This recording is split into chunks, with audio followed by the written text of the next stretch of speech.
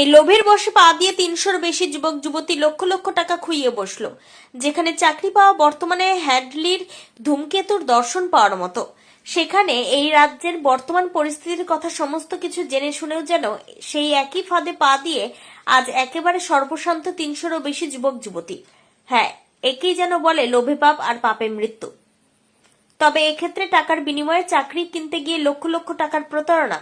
7 দিনের মধ্যে পুলিশ এবং আর্মি ট্রেনিং এর নাম করে প্রত্যেকের কাছ থেকে হাজার হাজার টাকা হাতিয়ে প্রতারণা প্রায় 500 জন যুবক যুবতীকে। যদিও গভীর রাত থেকে এই ঘটনা ঘটায় চিন্তিত এলাকার বাসিন্দারা। ঘটনাটি ঘটেছে ব্যারাকপুর শিউলি এলাকায় মোহনপুর থানার অন্তর্গত।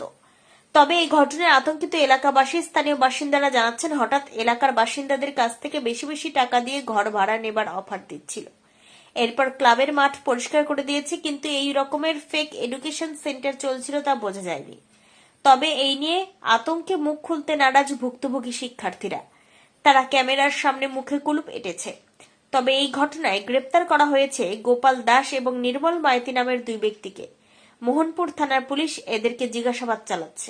ব্যারাকপুর থেকে সংকল্প দের রিপোর্ট, কেবি নিউজ বাংলা।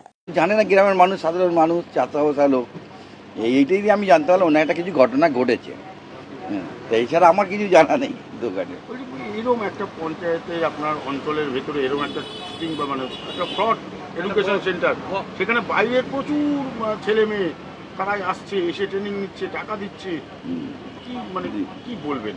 ধরুন এগুলো তো ধরুন বাইরে বিভিন্ন ইন্দ্রিয় দিয়ে আসছে, এগুলো অনেক বেরোবে অনেক জায়গায়। মানে আমরা তো এগুলো নেই, আমাদের কোনো পারমিশন লাগে না, কিছু লাগে না। এটা তো প্রশাসনের ব্যাপার, প্রশাসন এগুলো দেখবে।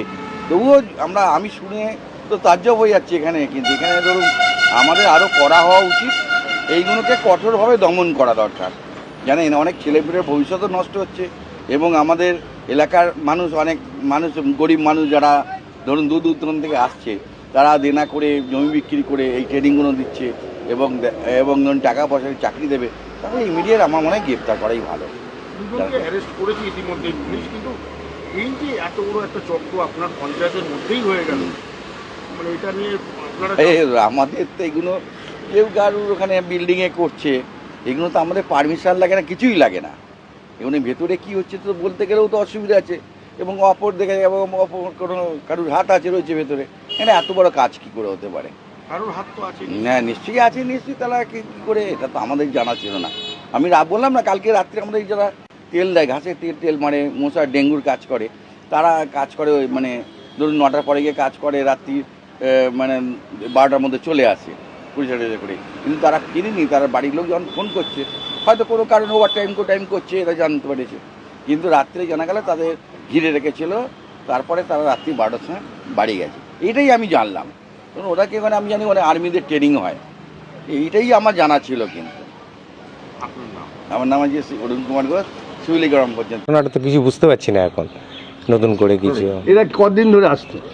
না এই তো আমি দেখি 1 সপ্তাহের মধ্যে এইসব পরিষ্কার হয়েছে। তারপরে ছেলে মেয়েরা এসছে, এখন কি জানি না, এখন কিসের ভর্তি টর্তি স্কুলের ব্যাপার কি জানি না। ছিল এটা আগে তো শুনতাম যে মিলিটারিদের স্টুডেন্টদের ট্রেনিং হতো। হ্যাঁ, তারপরে তো কিছুদিন যাবৎ বন্ধ ছিল, আবার নতুন করে খুলেছে সপ্তাহখানেক। তা আবার তো এই জিনিসগুলো দেখছি আজকে। এখন সঠিক তথ্য আমরাও জানি না কিছু। চান আপনারা? না, আমরা কি চাইবো এখন এইসব ব্যাপারে? আমরা কিছু বলতে পারবো না।